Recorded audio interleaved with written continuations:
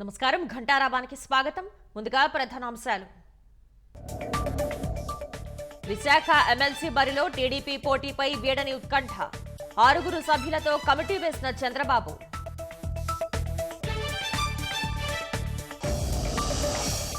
పెట్టుబడిదారులకు ఏపీ స్వర్గధామమన్న మంత్రి టీజే భారత్. పరిశ్రమలు పెట్టేవారికి పూర్తి సహకారం అందిస్తామని వెల్లడి. భార్య కుమార్తెపై దాడికి దువ్వాడ శ్రీనివాస్ యత్నం. అసభ్య పదజాలంతో దూషణ, అడ్డుకున్న పోలీసులు.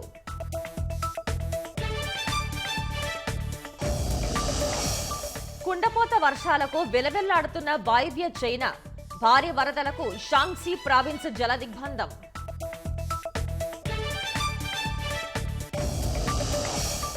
బ్రెజిల్లో కుప్పకూలిన విమానం. దుర్ఘటనలో 61 మంది మృతి.